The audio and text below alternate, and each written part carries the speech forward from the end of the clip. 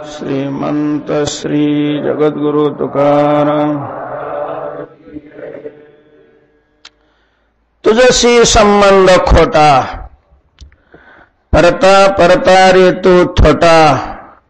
देवा तुझे काय घ्यावे, आप आपणा ठकावे। जेथे मुद्दल नाही हाता, व्याजे मारावे लेखिता। तुका म्हणे ऐसा त्रिभुवनी तुझा, देवा तुझे काय आप आपण ठकावे। श्री जगत या अभंगातून जरा वळणावर आलेलेच आहे, बरेच दिवस झाले। तुकोबारांनी देवाकडे मोर्चा वळविलाच नव्हता। बरेच अभंग गेले ना, यावर्षी अजून असा अभंगच आला नाही।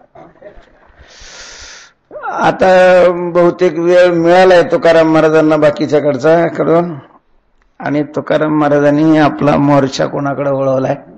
देवाकडे वळवलाय, पांडुरंगाकडे। तुकोबारांच्या या भक्तीमध्ये देवाबरोबर भांडणं हा एक महत्वाचा भागच आहे। जरी भागवतामध्ये प्रल्हादाने सांगितलेल्या नवविध भक्तीमध्ये ही भक्ती येत नसली, श्रवणम कीर्तनम विष्णु स्मरणम पादसेवनम अर्चनम वंदनम दास्यम सख्यम, असे त्या 9 जरी भक्त, पण तेवढ्याच भक्ती असं नाही, त्या 9 आहे। नारद महर्षीने 11 प्रकार सांगितलेले आहेत, आणखीन दुसरीकडे त्याच्यापेक्षा जास्त प्रकार सांगितलेले आहेत। तुकाराम महाराजांच्या भक्तीमध्ये देवाबरोबर भांडण हा एक प्रकार आहे, आणि हा आदर्श तुकोबाराने बहुतेक गवळणीकडून घेतलेला असला पाहिजे।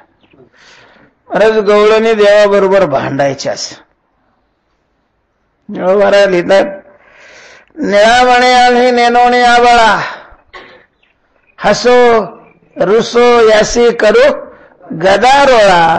खेळता खेळ यासी भांडो वेळोवेळा। खेळता खेळ यासी भांडो वेळोवेळा, वेळोवेळा यासी भांडो। खेळत असताना ती गवळण सांगते की आम्ही याच्याबरोबर पुन्हा पुन्हा काय करणार? भांडणं करणार। भांडणं करतो आम्ही। भांडणात काय चांगलं आहे का? भांडण बरं, शांत माणसाला, सत्वगुणी माणसाला भांडण नाही आवडत। भांडणं हा स्वभाव खळाचा आहे। तो झाला भांड, चहाड, चोरटा, सिंधळ, म्हणजे खळाची पदवी प्राप्त होण्याकरता या परीक्षा द्याव्या लागतात। त्याला भांडखोर व्हावं लागतं, त्याला भांडणं आवडतात। सात्विक जीवन जगणारे त्यांच्या ठिकाणी भांडण्याची वृत्ती काय, भांडणापासून, बरंच भांडणातून काहीच निष्पन्न होत नसतं। काय मिळतं भांडणापासून? दुःख, शोक। तुकाराम महाराज तुम्ही देवाबरोबर कसं काय भांडता? काय अडचण काय देवाबरोबर भांडायला? अरे भांडायचं असलं तर देवाबरोबरच भांडत जा। तुला एक खाजगीत सांगतो, भांडण करायचं असेल तर कोणाबरोबर करावं? देवाबरोबरच करावं। कसं काय? एक त्याच्यातला एक भाग आहे की त्याच्यात नुकसान काहीच नाही। देवाबरोबर भांडण्यामध्ये फायदाच आहे, नुकसान नाही। इतराबरोबर भांडण्यामध्ये कधी फायदा होईल तर कधी नुकसान होण्याची शक्यता असते। देवाबरोबर भांडण्यामध्ये नुकसान काहीच नाहीये, फायदा आहे। दुसरी गोष्ट अशी आहे की देवाबरोबर भांडण्यात आनंद पण येतो। करिता स्वामी सवे वाद अधिकाधिक आनंद। पण महाराज भांडण देवाबरोबर भांडायचं मला काही समजतच नाहीये। अहो भांडणं करतात, ज्याच्याबरोबर भांडायचं त्याचा राग नाही यायला पाहिजे का?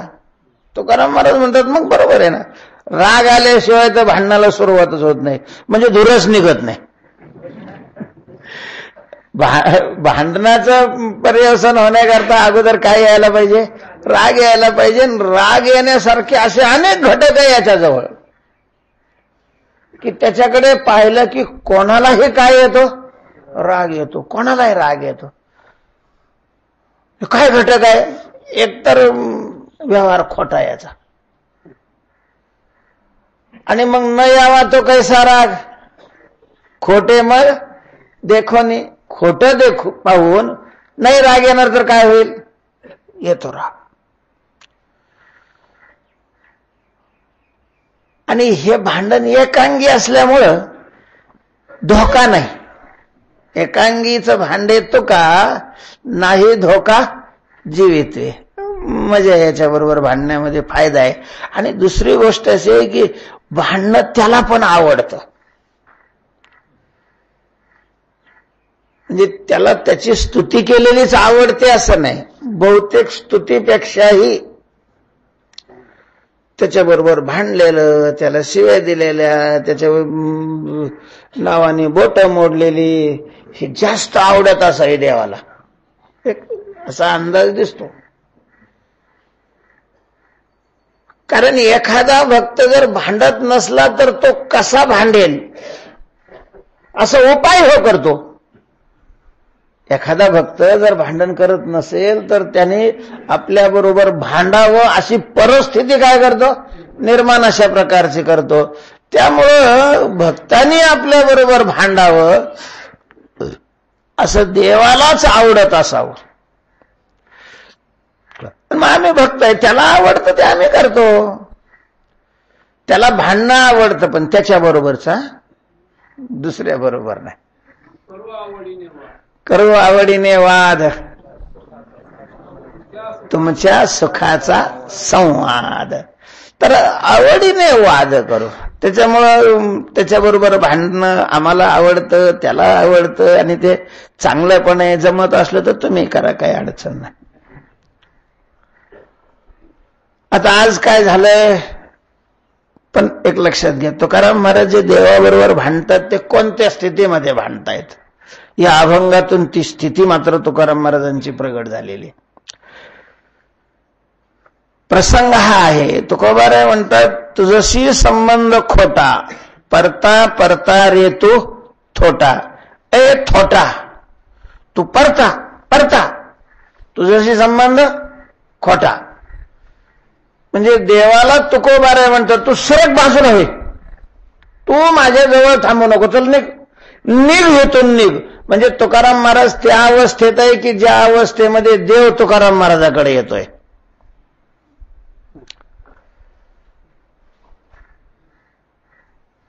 आणि तुकाराम महाराजांची इच्छा नाही तरी निर्लज्जासारखा तिथंच काय करतो? बसतो. तुकाराम महाराज म्हणतात जरा बाजूला होत, पुन्हा चिकटतोय. आणि त्याच्यामुळं तुकाराम महाराज देवाबरोबर काय होत आहेत? भांडतायत. मग आता भांडण सुरू झालं की मग माणसं सगळं त्याचं जे ऊन असतात ते सगळं काढीत असतात. काय असतं? स्तुती करायला लागला की मग त्याचे ऊन झाकून ठेवलं जातं आणि त्याचे गुण काय केले जातात? प्रगट केले जातात. आणि मग भांडणं निंदा करायची असली की मग ते गुण झाकून ठेवले जातात आणि त्याचे सगळे दोष अशा प्रकारचे उघडे केले जातात. हाच लौकिकातला न्यायच आहे. तर पण ह्या अवस्थेवर गेले तुकाराम महाराज की ज्या अवस्थेत तुकाराम महाराज देवाकडे नाही, देव तुकाराम महाराजाकडे येतोय. देवाला तुकोबाराशिवाय करमत नाही. महाराज अशी भक्ती तुकोबाराने केलेली आहे की देवाला तुकाराम महाराजाशिवाय करमत नाहीये. भक्ताला देवाशिवाय न करमणं सहज आहे. भक्ताला देवाची आवड निर्माण होणं, भक्तांनी देवाकडे जाणं हे सहज आहे. पण देवाला भक्ताशिवाय करमू नये म्हणून देवाने त्या भक्ताकडे यावं, देवाला भक्ताविषयीची आवड निर्माण व्हावी. ही केवढी मोठी अवस्था आहे. आपण अशा अवस्थेत आहे की आपल्याला देवाकडे जावं वाटत नाही. देवा वाचून करमत नाही असं आहे का आपलं? तसं काही नाही. लोक आले तर आठवणही नसते आपल्याला 8-8 दिवस त्या देवाची काही संबंध नाही. उघं लोकांनी यावं म्हणून फट्टा ओढायचा असतो. काय एवढं काय? कारण लोक जे आपल्या जवळ येतात ते कोणच्या नावाखाली येतात? ही याच्या नावाखाली येतात म्हणून ते पांघरून काढता येत नाही. आत कसं का असत नाही, वरचं पांघरून ते तसंच ठेवावं लागतं. अन्यथा देवा वाचून करमत नाही असं थोडंच असतं. टीव्ही लावलं तर 4-4 तास आपल्याला काही देवाचा संबंध नसतो. गप्पा मारायला लागलो, कुठं यात्रेला गेलो, कुठं जेवायला बसलो, कोणाची टिंगल चालली, कोणाची स्तुती चालली, कोणाची निंदा चालली, काही देवाचा संबंध आहे? किती रमतो महाराज आपण या संसारामध्ये, विषयामध्ये. आदराची सोंगदावी पुढे. तर पण अशी एक अवस्था आहे की त्या अवस्थेमध्ये त्याला देवाशिवाय करमतच नाही. भक्तीतलीच ही अवस्था आहे. आणि तुकाराम महाराजांनी तीही अवस्था सर केलेली आणि त्या अवस्थेवर तुकोबाराय पोहोचलेले आहे की देवाला तुकाराम महाराजाशिवाय करमत नाही. त्यामुळे देव तुकाराम महाराजाकडे आलेला आहे. आणि मग होताच वेळ म्हणून मग तुकाराम महाराजांनी थोडस खुसपट काढलंच. तुकाराम महाराजांनी सांगितलंय, होय बाजूला सरक, बाजूला, मला तुझ्याशी संबंध करायचा नाही. नाही तुझ्याशी संबंध ठेवायचा मला, कारण तुझ्याशी संबंध ठेवणं चांगलं नाही. तुझ्याशी संबंध खोटा. तुझ्याशी संबंध ठेवणं खोटा या शब्दाचा अर्थ त्या ठिकाणी अर्थ चांगला नाही, वाईट आहे, दुःखदायक अशा प्रकारचं आहे. खोटा या शब्दाचा पुढच्या अभंगाची चरण नाही घेतली तर मग असाही अर्थ लावता येतो की देवा तुझ्याशी संबंध हे खोटं आहे. मुळात कसं खोटं आहे? संबंध हा भेदात असतो. संबंधाकरता काय लागतो? भेद लागतो ना. 2 असतील तर संबंध, 2 नसतील तर संबंध कसं काय? त्यामुळे संबंधाकरता भेद लागतो. आणि मुळात तुझ्यात आणि माझ्यात काय नाही? भेद नाही. म्हणून तुझा संबंध केलेला आहे हे सगळं काय आहे? खोट आहे, खोटं.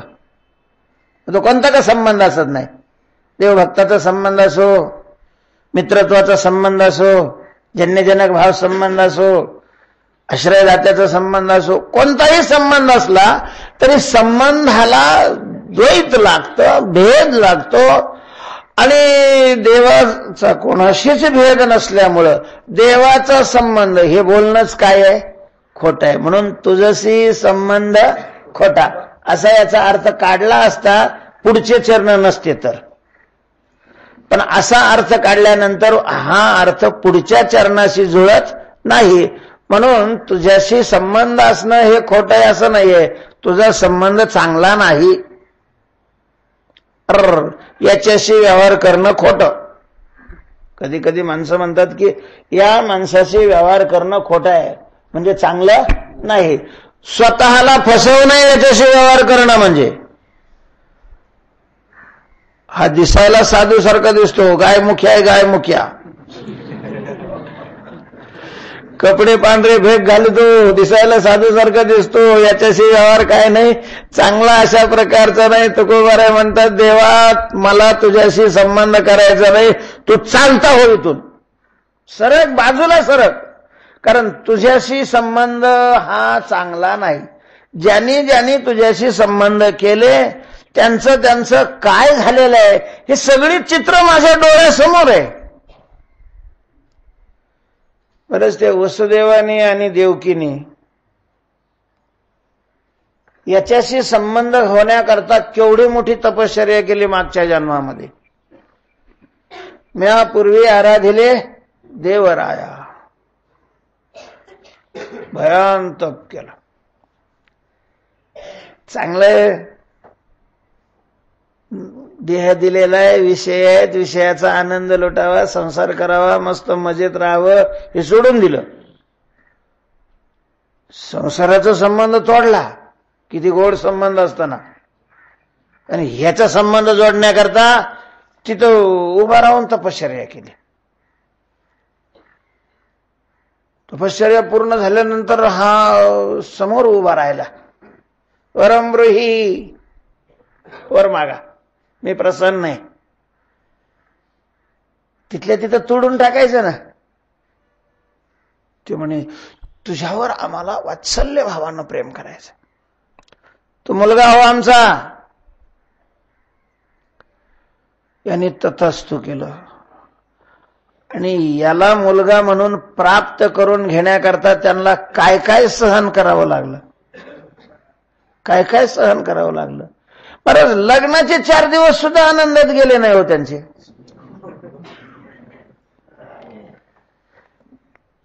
नव्या नवरीचे 4 दिवस म्हणतात, किमान 4 दिवस तरी आनंदात जायला पाहिजे होते.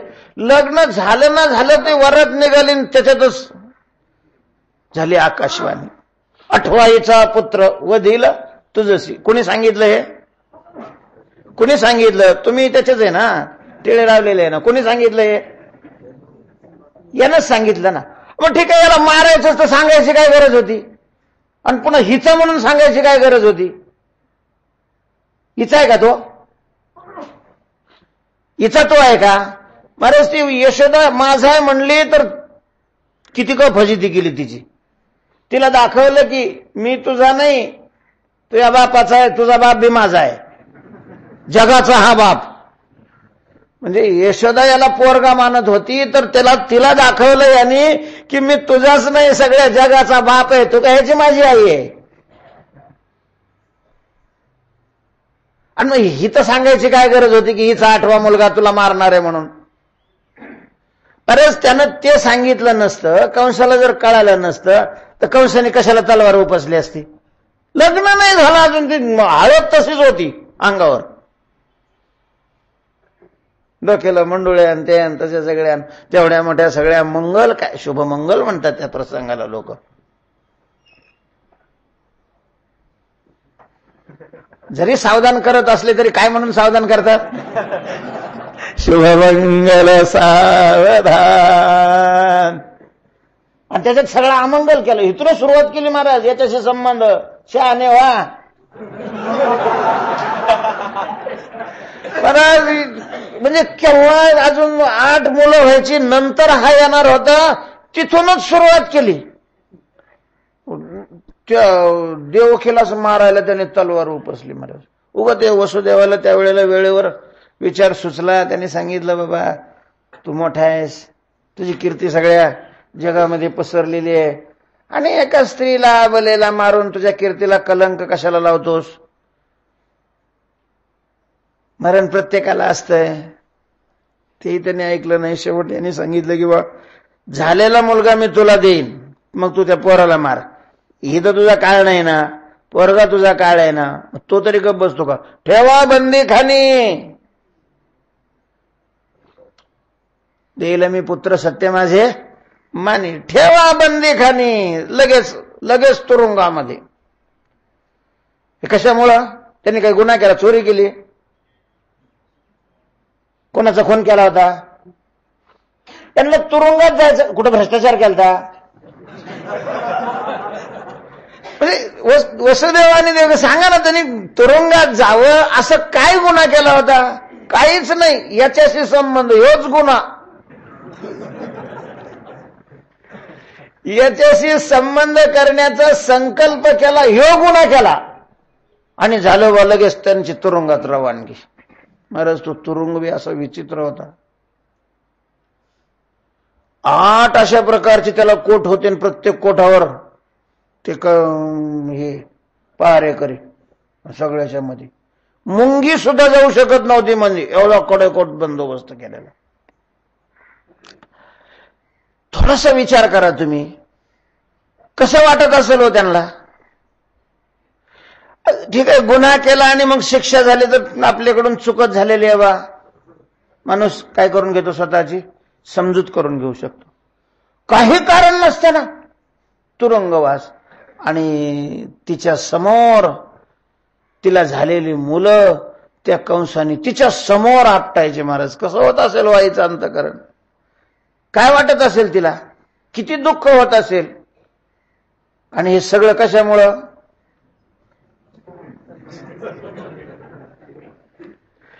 तुकाराम महाराज सांगतात, राम राम, तुम्ही बरे लांब निघा, इथून निघा, तुमचा संबंध नाही करायचा मला, तुझा संबंध करणं काही चांगलं नाही, तुझशी संबंध खोटा, तुझा संबंध ठेवणं काही चांगलं नाही. महाराज त्या राम अवतारामध्ये लक्ष्मणाने संबंध ठेवला. स्वतःला काय मानलं? नौकर मानलं, दास मानलं, याला मालक मानलं. काही कारण नव्हतं. त्या कैकेयीने लक्ष्मणाकरता वनवास मागितलेला नव्हता. दशरथाने लक्ष्मणाला वनवासाचं वचन दिलेलं नव्हतं. काही नाही, केवळ तो वनात गेला तो याच्याशी संबंध म्हणून. काय फल मिळालं महाराज? काय फल मिळालं? 14 वर्ष निराहार राहावं लागलं. खायलाच नाही. कारण वनवासाचं व्रत स्वामींनी अंगीकारलेलं आहे, तर मग आपण कसं काय पोळ्या खाता येतील? त्याच्यामुळं पक्का अन्न खायचं नाही. वनवासामध्ये फळं याने आणायची, यांच्या पुढे ठेवायची. यांना ह्या दोघांनीच खायची ना हो. त्याला खावी म्हणायचे. काही यांना वाटायचं खाल्ले असतील त्याने तिकडच. खा सुद्धा म्हणले नाही. खा तुम्ही, तुला काय माहिती? कदाचित तुम्ही म्हणाल की तुम्हाला काय माहिती, तुमच्याकडे तक्रार आणली होती का? तो स्वतः म्हणतोय मला काय माहिती. म्हणजे स्वतः तो म्हणला 14 वर्षावरी केले उपोषण. आणखीन काय पाहिजे तुम्हाला पुरावा? लक्ष्मण खोटं बोलत असं वाटतं का तुम्हाला? 14 वर्ष उपवास आणि जागरण. महाराज शरीराला दोन्हीही त्रासदायक. एखाद्या दिवशी जागलं ठीक आहे, त्यांनी झोपायचं आणि यांनी रात्रभर पहारा द्यायचा. उजळलं, स्नान केलं की चालले पुन्हा यांच्याबरोबर चालायचं. थांबले की जायचं वनामध्ये फळं आणायला. फळं आणली, दिवसा झोपायचा प्रश्नच नाही ना, आणि रात्री जागायचं. आणि बरं हे 1 आणि 2 दिवस नाही ना, 14 वर्ष वनवास म्हणजे उपवास आणि 14 वर्ष जागरण. महाराज त्या याच्यामध्ये पंचवटीमध्ये त्या रावणाने त्या मारीच्याला सोन्याचा मृग व्हायला लावलं. स्वतः जवळ येऊन लपून बसला. आता या बाईने पाहिलं बघ तिनं हरिण. काय घेणं होतं बरं यांना हरणाचं? जगाचे माता पिता आहे ना, सगळी जगातली हरणं यांचीच होती ना, तेवढंच हरिण कसं काय लागत होतं यांना? मागितलं नवऱ्याला. पाहिलं का किती चांगलं दिसतंय? तुम्हाला आजपर्यंत तुम्ही काहीच मागितलं नाही ना, तेवढा आनंद द्या ना. तरी लक्ष्मणाने तेव्हा सावध केलं बरं, दादा हे बनावट दिसतंय. कारण आपण एवढे शास्त्र पुराण वाचले, एवढा प्रदेश फिरलो, पण सोन्याची चमडी असलेला हरिण कुठं पाहिलंही नाही आणि आजपर्यंत कधी ऐकलेलंही नाही. न श्रूयते हेममयस्य कुरंगा. आणि ज्या अर्थी हे दिसतंय त्या अर्थी नक्की एखाद्या राक्षसाने हा टाकलेला काय आहे? डाव आहे. त्याची आशा करणं चांगलं नाहीये, सोडून द्या ते. भगवान म्हणतात, हे पहा तिनं आजपर्यंत काहीच मागितलं नाही. लक्ष्मणाने सांगितलं की दादा मला संशय येतोय, कदाचित या मागणीमुळं भावीच संकटात येऊ शकतात. एवढंही लक्ष्मणाने बोलून दाखवलं, तरी ह्या बाबानं काही ऐकलं नाही. आणि उलट पुन्हा सांगितलं, हे तू इथं असल्यावर काय कोण करणार आहे बाबीला? तुझं संरक्षण असल्यानंतर असे कोणत्या राक्षसामध्ये ताकद आहे की जी तुझा पराभव करू शकतोय? मी येतो, तो इथं थांब. काही झालं तरी इथून हलू नको. जसं काही दोघांनी इच्छारच करून ठेवला होता महाराज नवरा बायकोनी, की आपण जायचं मग पुन्हा तू त्याला बोलायचं म्हणजे तो बी निघून जाईल. ठरवलं होतं तसं काही. भगवान तिथून निघून गेले. त्याने घोळीत घोळीत घोळीत लांब आणलं आणि तिथून लक्ष्मणासारखा आवाज काढला, हा लक्ष्मणा, हा सीते, रामासारखा आवाज काढला. धाव. स्पष्ट ऐकू येतंय, स्पष्ट. सीतेनं ऐकल्यानंतर मग झाली कावरी बावरी. आता काय माहिती नव्हतं होय आपला मालक ईश्वर आहे म्हणून, माहिती नव्हतं आपला पती शूर आहे म्हणून, माहिती नव्हतं की एक राक्षस नाही, जगातले सगळे राक्षस जरी समोर आले तरी आपल्या पतीला काही होणार नाही. मग तेव्हा भलं प्रेम तिचं उत्पन्न झालं. महाराज लक्ष्मणाला अशी बोलली सीता की तिथं लक्ष्मण होता म्हणून गेला, बाकीच्याने लगेच उडी टाकली असती विहिरीमध्ये आणि आत्महत्या केली असती. जावंच लागलं. सीतेनं सरळ सरळ सांगितलं, मला पहिल्यापासूनच शंका होती की तुम्ही का आमच्या बरोबर आले. पंचायत तुम्ही या संधीची वाटच पाहत होता की त्यांच्यावर विघ्न यावं, ते संपवेन, मी तुम्हाला मिळावं. काय शब्द आहे महाराज. एवढा मोठा लक्ष्मण सगळ्या अंगाचं पाणी पाणी झालं तरीही त्याने रेषा आखली आणि सांगितलं की किमान या रेषेच्या बाहेर जाऊ नका. आणि निघाला महाराज. रस्त्यात भेट झाली, तिकडून हे ते महाशय येतच होते, इकडून हे भेटले. लक्ष्मणा तू कस काय आला सीतेला सोडून? तू म्हणला तेच बरोबर होतं, तो राक्षस होता, पण तू सीतेला सोडून कस काय आला? तुला मी सांगितलं होतं बजावून. काय म्हण हाना तो बडी दादा, हे संबंध केला. म्हणजे सीतेला नेण्याला कारणीभूत सीता नाही, ह्यो नाही, कोणाला केलं?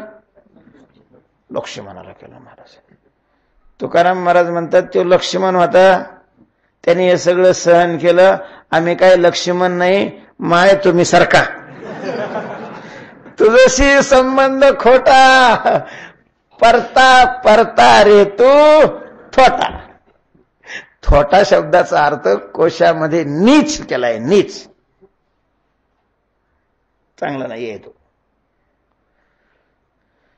सामान्य सुद्धा नाही, विशेष तर नाहीच नाही. तू कसा आहे? नीच आहे, थोटा अशा प्रकारचा आहे. तेव्हा तू लांब हो, तुझा संबंध चांगला नाही, मला तुझा संबंध करायचा नाही. ज्यांनी ज्यांनी तुझा संबंध केला त्यांचे काय हाल झाले हे मी पाहतोय. जनाबाईने मी तसंच म्हणलंय ना, धुन्न झाला तुझा दरबार सगळा अनागोंदी कारभार आहे, कसल्यालाच मेळ नाही. पुण्यवंत पातळ लोकी. ते बळीचं काय चुकलं होतं सांगा ना. बिचाऱ्याने गुरुची आज्ञा मोडली, गुरुचा शाप पत्करला आणि याला त्रिपाद भूमी दान केली. आणि त्याचं फल महाराज त्याच्या डोक्यावर पाय दिला ना, असा खाली पाताळात दाबला. त्या बळीवर प्रेम करणारे कसं वाटलं असेल हो त्यांना? बळी सर्वस्व उदार जेने उभारीला कर करोनी कहार, तो पाताळी घातला. पाताळी ही पुतना तिथं होती म्हणून तर ती चिडलेली होती, याला मारायला आलती. ही पुतना आहे ना, ही बळीची मुलगी, रत्नमाला नाव होतं तिचं. हे ज्या वेळेला पहिल्यांदा आलं ना अशी छत्री घेऊन, मोठं गोंड, छोट स्वरूप, सात्विक, तिला पाहिल्याबरोबर तिला मनामध्ये सात्विक भाव निर्माण झाला. तिला वाटलं की आपल्याला असं पोरग पाहिजे, वात्सल्य भाव तिचा निर्माण झाला. यानं तिच्याकडे पाहिलं, तो म्हणे ह्या जन्मात नाही, पुढं मनातल्या मनात. आणि जेव्हा आपल्याच बापाला मुंडीवर पाय देऊन हानं खाली घालायला सुरुवात केली, मग मात्र चिडली. ते म्हणे याचा नरडीचा घोर घेते. ते दोन्ही भाव या अवतारामध्ये तिच्या पूर्ण करण्याकरता ती आलेली होती. आणि त्याला पाताळ घातलं. कशामुळे? म्हणजे तो अपेक्षा करत होता स्वर्गाची. यज्ञ कशाकरता करत होता? स्वर्ग मिळण्याकरता. आणि त्याला स्वर्ग तर नाहीच, पण मृत्यू लोकात बी नाही ठेवलं महाराज. खाली पाताळात घातलं. पाताळात हे तुमच्या संबंध केल्याचं फल. तुमचा संबंध केला म्हणून त्याला हे काय मिळालं? फल. अशा प्रकार असं किती काही देवा, किती काही गोष्टी आहेत. ज्यांनी तुझ्याशी संबंध करण्याचा प्रयत्न केला त्याचे तो असेच. त्या सुदाम्यानं ह्याच्याशी काय केली? मैत्री केली. महाराज याला सखा बनवलं. काही घेणं नव्हतं, हे गवळ्याचं होतं, ते बामणाचा होता. पण तरी कृष्ण सखा म्हणून त्यांनी मानलं, त्याच्यावर प्रेम केलं. परिणाम महाराज, परिणाम एवढं दारिद्र्य त्याला भोगावं लागलं, एवढं दारिद्र्य भोगावं लागलं. त्याच्याकडे पाहून कोणालाही दया यावी. 3 दिवस पोरांना अन्न नाही मिळायचं, कपडा तर नाहीच नाही. याच्याशी संबंध केला. तुकोबाराय म्हणतात, देवा तुझ्याशी संबंध खोटा, तुझा संबंध काही चांगला नाही रे बाबा. विनाकारण ते दशरथा नाही ना, दशरथाचं तरी काय झालं? यज्ञ केला याच्याकरता, यज्ञ पोरगा व्हावा म्हणून. पोरगा नव्हता तेव्हा दुःखी होता, पण तेवढा दुःखी नव्हता जेवढा याचा संबंध झाल्यावर दुःखी झाला. मेला महाराज, दुःखाने मेला. त्याला काही अटॅक फिटॅक आला नाही का, त्याला काही कॅन्सर झालेला नव्हता. दशरथाला काही कॅन्सर झाला? त्याचं काही वय झालं होतं? काहीच नाही. केवळ याच्यामुळं मिळाला. याच्यामुळं याचा संबंध केला नसता अजून 25 वर्ष तरी कसा बी राजा म्हणून राहिला असता ना.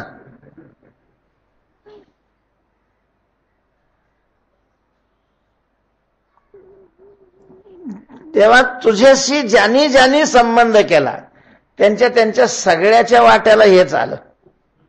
अरे ते बिभीषणाने संबंध केला याचा. बिभीषणाला सगळेच कुलद्रोही म्हणतात. देशद्रोही म्हणून त्याच्यावर शिक्का पडला, कुलद्रोही म्हणून शिक्का पडला,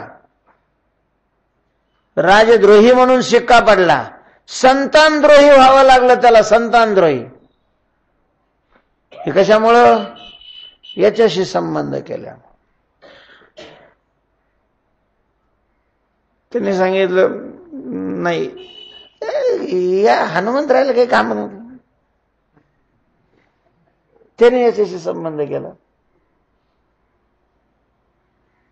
झालं महाराज, अजून तसाच फिरतोय.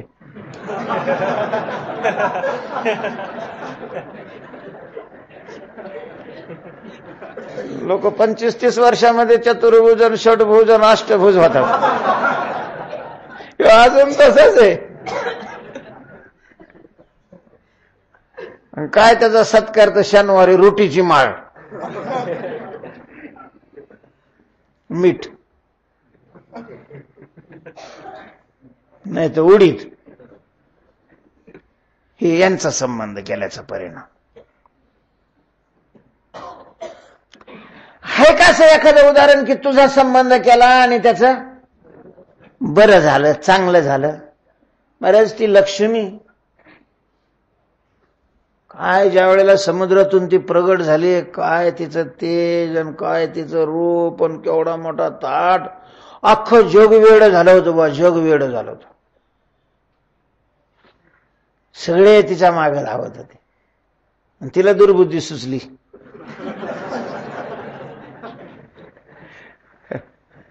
याचा संबंध केला आणि मग काय पद मिळालं माहितीये? दासी. दासी, ते पाय धुवावयाच्या दैवा पात्र झाली, दासी दासी बनावं लागलं. असं आहे का एखादं उदाहरण की तुमचा संबंध केला आणि त्याचं चांगलं झालेलं आहे? एवढा मोठा शेष महाराज, 1000 फणा आहे त्याला, केवढी ताकद आहे त्याची. त्यांनी याच्याशी संबंध केला. पलंग, कोणाला दासी, कोणाचा पलंग, कोणाचं काही, कोणाचं काही.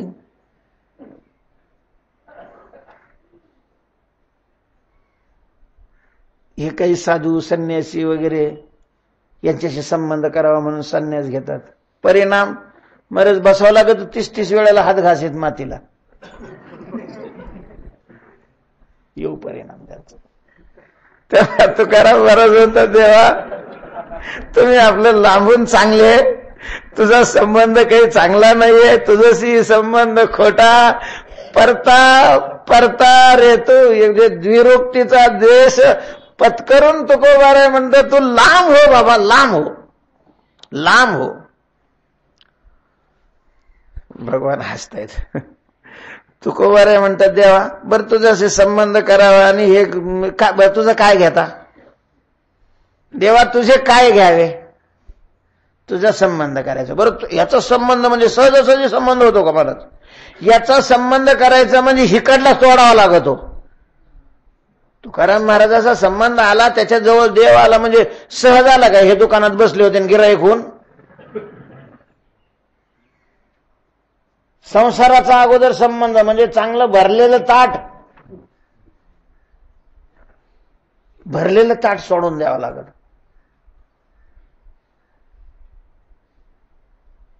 इकडचा सगळ्याचा संबंध तोडायचा, ज्याने जन्म दिला त्या आईचा संबंध तोडायचा, बापाचा संबंध तोडायचा, पोरं पप्पा पप्पा म्हणतात त्यांचा संबंध तोडायचा, बाकीचे दादा दादा म्हणतात त्यांचा संबंध तोडायचा, सगळ्याचा संबंध तोडायचा. तेव्हा जोडला तर याचा संबंध जुळतो. यांचा संबंध नाही तोडल्यावर तो संबंध प्रश्नच येत नाहीये. तो का म्हणे सांडी संसाराचा छंद मग परमानंद पावस. झडझडवणी वहिला नाही. वा हे तुमचे दलाल झडझडवणी व्हायला नाही का? चांगला नाही का तो? त्याच्यात लगेच झडझडवणी काही संबंध, सगळ्याचा संबंध तोडून टाक आणि मग याच्याशी संबंध जोडायचा. आणि याच्याशी संबंध जोडल्यानंतर ही फलं पुढची. बरं काय घेता याचं? आपण सगळं सोडायचं आणि याच्याशी संबंध जोडायचा. आणि मग यांनी कसं ठेवलं तर निमूट सहन करावं लागतं. काय घेता याचं? देवा तुझे काय घ्यावे, आपण ठाकावे. भक्ती करून स्वतःला फसवू नये, तुझ्याशी संबंध करून स्वतःला फसवू नये. स्वतः आम्हीच फसतोय. तेव्हा तुकाराम महाराज म्हणतात चल होय बाजूला, माझा संबंध नको तुझ्याशी, तो माझ्याजवळ येऊ नको. तुझं काय घ्यावं? बरं याचं काय घ्यायला काही नाहीच आहे याच्याजवळ. असं कसं काय होतं तुकाराम महाराज? जे आहे ते बोलतो मी, देवाजवळ काही नाही म्हणतो तुम्ही. बरं काय तू सांग, तुला माहितीये का? ओ याच्याजवळ सगळं आहे. सगळ्या जगाचा हा काय मालक आहे, सगळं ना. तुझे त्याच्याजवळ हाय म्हणतो, त्याच्यातलं एकही खरं नाही.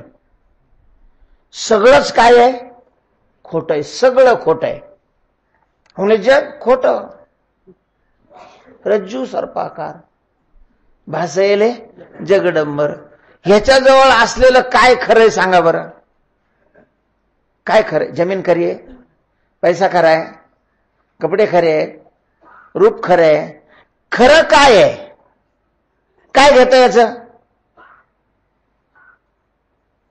जे आहे ते खरं नाही. जे खरं आहे ते घेता येत नाही. मग काय घेता याचं? काय घेता सांगा ना? काय मिळतं काय देवाजवळ? काय आहे देवाजवळ? निकवडानुसुधा महाराज हा याच्या कवडी नाही याच्याजवळ, कवडी याची स्वतःची. उगा आपली त्या बाईनं याची आबरू राखलेली आहे. उघडा आहे उघडा, लंगोटी नाही महाराज, लंगोटी याला. इथं बी त्या रुक्मिणी आई साहेब आहे म्हणून कसं तरी, नाही तर आला तेव्हा कसा आला होता? उघडे. आता ते उगा मोठ्या विषयी बोलता येत नाही म्हणून खरं तर नागडे. नुसता उघडा नाही, नागडा नागडा आला. काहीच नाही महाराज याच्या अंगावर, काहीच नाही. असंगो हे अंबुरचा, वस्त्रच नाहीये. काय घेता? त्याच्याजवळ काही असावं तर घेता येईल ना. काय घेता याचं? तुझे काय घ्यावे? तुकोबाराय म्हणतात काय आहे तुझ्याजवळ घेण्यासारखं सांग ना. तुझं काय आहे? आपण ठाकावे. तुझ्याशी संबंध करणं, तुझी भक्ती करणं, तुझ्या प्राप्तीकरता साधना करणं म्हणजे स्वतःची फसवणूक करणे. फसवणूक कसं काय? याच्याजवळ काही नाहीये आणि आपलं खर्च होतं, मुद्दल नाही आता. व्याजे मरावे लेखिता, जेथे मुद्दल नाही. आता सावकारकीचा धंदा तुकाराम महाराजांनी केला असल्यामुळं ते उदाहरणं अधूनमधून येतातच. काय आहे ते, काही सोसायट्या वगैरे आहे ना, राष्ट्रीयकृत बँकेमध्ये जर आपण पैसे ठेवले तर व्याज मिळतं, पण ते खूप काय असतं, कमी असतं. 6%, 60%, लयच झालं तर 8%, म्हातारा असलं तर 8.5%. आता दुसऱ्या सोसायट्या वगैरे त्यांची व्याज चांगली असतात, 12%, 14% पर्यंत व्याज देतात ते. आणि त्याच्यात अशा काही स्कीमा निघालेल्या ते तर लईच देतात ना. मग तिथे अशा ह्याच्यात चांगलं व्याज मिळतं बा म्हणून त्याच्यात एखाद्यानं गुंतवलं की मग हा नुसता हिशोबच करीत राहतो. 1 महिन्याची इतके, 3 महिन्याचे इतके, आता 6 महिने होत आलेले इतके झाले असतील. त्यांनी सांगितलेलं आहे की वर्ष झाल्यानंतर व्याज सुद्धा मुद्दल धरून पुन्हा त्यालाही काय देणार, आम्ही व्याज देणार. हे नुसत्याच काळ्या वया करते. नंतर त्या ऑफिसमध्ये जातं तर ते ऑफिसच उडालं, ते ऑफिसच राहत नाही. तिथं बाजूला चौकशी केली का ते म्हणे ते पळाले केव्हा, तुम्हाला माहित नाही का तुमचं होतं का काय. म्हणजे मुद्दल सुद्धा मिळायचा प्रश्न नाही, तिथं नुसते व्याजाच्या बेरजी करूनच मारावं लागत आहे. काय घेता आणि काय नाही. तुकोबाराय म्हणतात, देवा तुझं हे तसं आहे. कितीतरी सोसायट्या बुडाल्या महाराज, कितीतरी सोसायट्या. ते बुडायला नाही म्हणजे बुडवण्याकरताच ते काढलेल्या. म्हणून नेहमी लक्षात ठेवा, अतिलोभ चांगला नाही. कमी व्याजात असलेलं चालेल, किमान मुद्दल तरी कायम राहून थोडंफार वरचं मिळतं. जास्त लोभात पडले की मग मुद्दल गेलं आणि व्याजही अशा प्रकारचं गेलं. बऱ्याच वेळेला होतं, बऱ्याच ठिकाणी असं होतं. बऱ्याच कवडी कवडी कवडी करून लोकांनी जमा केलेलं राहत. लोभीच असतात माणसं, लोभ असतोच माणसाच्या मनामध्ये. 2 पैसे जास्त मिळावे कोणालाही वाटतच. इकडे ठेवावं 6-7% व्याज आहे, तिकडं 12-14%, डबल व्याज मिळतं ना. मग ठेवलं, चालतं बी काही दिवस. ते चालतं म्हणून पुन्हा जास्त गुंतवतो, चालतं म्हणून पुन्हा जास्त गुंतवतो. बरंच काय नाही, इतकं नेहमी घडतंय तरी लोक फसतातच. पारधी वगैरे आहे ना, तर ते घेऊन येते मग ते काही दागिने फिगिने. त्यांचं येणं म्हणजे काही सकाळी लोक सगळ्यात असताना असं नाही. लोक नसतील त्यावेळेला एकट्याला गाठून आडराणामध्ये असं आहे, आमच्याकडे सोने कमी पैशात देतो. आता 30,000चा भाव चालू आहे, 10,000 रुपये तोळा घेऊन टाक. आणि ते मग एखादा तोळा घेतं हे पहिल्यांदा, ते सोनाराकडे घेऊन पहिलं म्हणजे घरी जातच नाही, पहिलंच कुठं जातं, सोनाराकडं. कसं काय हो, 100 नंबर 30,000 मिळतात, मोडायचं का. तर म्हणा 30,000, मग हा त्याची वाटच पाहतो. तो म्हणतो तुम्हाला जास्त लागतं का, ते म्हणे हा जास्त लागत. मग 1-2 किलो आणतो. मग काय की एकूण काही लोकांचे 10 रुपये शेकड्याने काही एकच घरात होतं ते काही सगळं असं एकत्र आणतो. आमच्या ठिकाणी झाडाखाली या, लोकात नको ना. ह्यालाही वाटतं की एवढे कमी पैसे घेतल्यावर पुन्हा शासनाचा आणखीन ताप, कोणाचा लोकांचा ताप. आणि ते गुपचिप ते पैसे देतं आणि ते घेतं आणि मग पुन्हा सोनाराकडे जातं, ते देतं फेकून. हे काय आणलंय तांब, म्हणजे ते होतं ते गेलं आणि राहायचं लोखंड. मुद्दल नाही हाता व्याजे मरावे लेखिता. तुकोबाराय म्हणतात, देवा तुझा संबंध असा आहे बाबा. म्हणजे मुद्दल काय आहे, जीवपणा. इकडं मुद्दल काय आहे, जीवपणा. मी देह आहे, मग तो देह ज्या कुलामध्ये जन्माला आहे त्या कुलाचा आहे, अमका आहे, तमका आहे, तमका आहे. आणि मग माणसाला दुःख जीवनातलं नष्ट व्हावं, आनंद मिळावा म्हणून याच्या मागं लागायचं. कारण याचे दलाल अगोदर तसा प्रचारच करतात.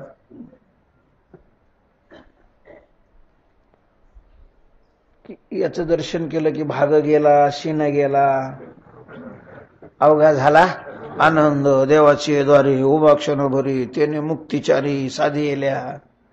आणि म्हणून मग माणसं त्याचा संबंध करायला जाते. त्याचा संबंध करायचा, इकडलं सगळं तोडायचं, तिथं जायचं. आणि तिथं गेल्यावर महाराज मुद्दल म्हणजे जीवपणा बी राहत नाही.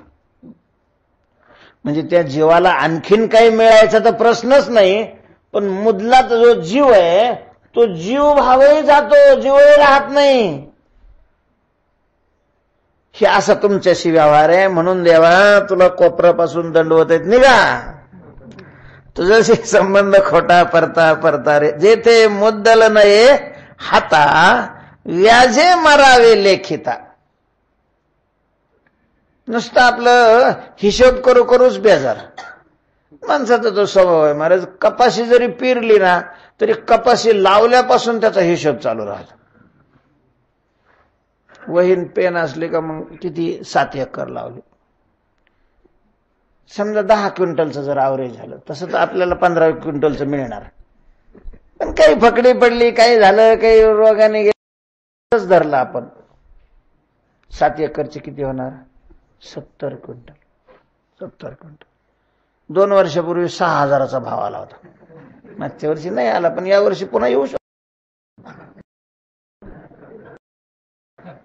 6,000चा भाव. लगेच बेरीज 70 क्विंटलचे किती होतात? इतके होतील. मग काय करायचं? खर्चायचे नाही सध्या. याला या बँकेत टाकायचे, याला व्याजाने द्यायचे, नाही तर माल खरेदी करायचा, पुन्हा ते करायचं. महाराज किती को त्याचे ते कापूस येईपर्यंत बेरजीत चालू राहतात. मुद्दल नाही आता. व्याजे याला म्हणतात व्याजे मारावे लेखिता. व्याजे लेखिता मारावे. नुसतं व्याजाचा आपला हिशोब करता करताच मरायचं काम आहे तर नाहीच नाही. वेळेला काय होत नाही, हातात येत नाही. देवा तुझ्याशी संबंध हा असा विचित्र.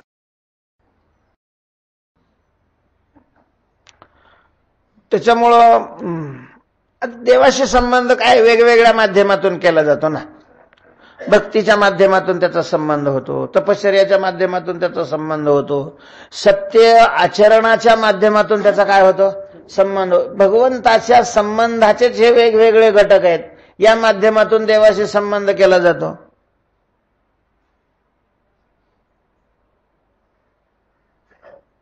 महाराज तो काय नाव त्याचं, ते डोंब्याच्या घरी स्वतःला विकलेलं हरिश्चंद्र राजा.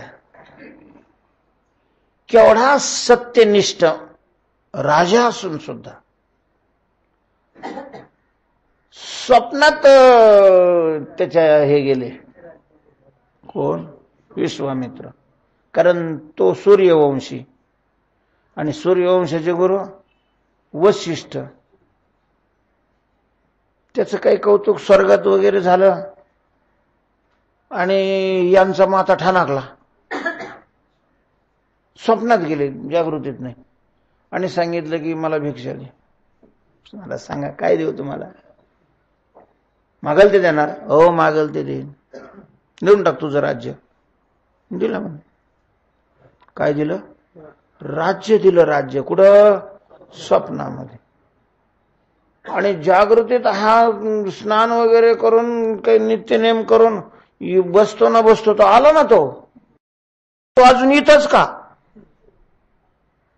तू इथं कस काय? तू माझ्या राज्यामध्ये बिना परवानगीचा कसा राहिला? चल ने. मला अंगावरच्या कपड्याने शिणगावला. कारण राज्य स्वप्नातच काय केलं होतं? दिलेलं होतं. म्हणजे सत्याने वागलं तर देवाचा संबंध होतो. कारण खरे बोले तरी फुकासाठी जोडे हरी याचा संबंध होतो. म्हणून त्याने सत्याचं पालन करायचं ठरवलं. आणि सत्याचं पालन करायचं तर पहिला राज्यापासून दूर केला. त्याची ती बायको, त्याचं पोरग निघाल. आता दान देत असताना संकल्पही त्यांनीच सोडला ना. कुणी? विश्वामित्राने. दान कशाचं दिलं? राज्याचं दान दिलं. आणि त्याच्या राज्यातून त्याला बाहेर काढलं. आणि बाहेर काढल्यावरती म्हणे, संकल्पाची दक्षिणा, संकल्पाची दक्षिणा राहिली ना. राज्याचं दान दिलेलं आहे, तुला त्या राज्यातलं देता येणार नाही, कारण माझ्याच ह्याच्यातलं मला कसं काय दक्षिणा देतो? संकल्पाची दक्षिणा. याच्याजवळ काहीच ठेवलं नाही मला, सगळे अलंकार सुद्धा, कारण राज्यातलेच होते ते, त्याच्यामुळे सगळेच काढायला लावले. आता संकल्पाची दक्षिणा 3.5 भर सोनं, काहीच नाही यांच्याजवळ, काहीच नाही. मग शेवट काय त्यांनी निर्णय घेतला? विकायचं. त्याला बायकोला विकावं लागलो, त्याला स्वतःला. डोंबा घरी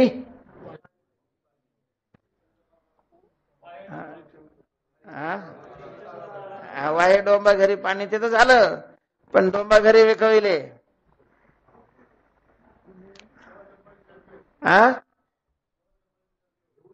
ना नळ दमयंतीचा नाही, तो नाही. घेऊन हरिश्चंद्राचे वैभव, राज्य, घोडे, भाग्य, सर्व, पुत्र, पत्नी, जीव, डोंबा घरी ओपविले. त्या डोंबाला विकावं लागलं, स्वतःला विकावं लागलं. हे तुमच्या संबंधाची फल. म्हणजे राज्यात त्या सत्यपालनामुळं राज्यात वाढ झाली असं नाही, राज्य तर गेलं, पण स्वतःला डोंबा घरी विकावं लागलं. महाराज केवढा भयंकर प्रसंग आहे. त्या डोंब्याने याला काम दिलं, ते स्मशानात ते टॅक्स पावती फाडल्याशिवाय मुर्दा जाळू द्यायचा नाही. महाराज त्याच पोरग सर्पदंशाने काय झालं? मेलं. ती बाई त्याला जाळ्या करता आली, त्यानं ओळखलं बी, पण ते म्हणे टॅक्स पावती, सत्याचं आचरण करायचं ना, गुपचिप जाळून घे असं कसं काय म्हणता येईल? सत्याचं पालन कसं होत?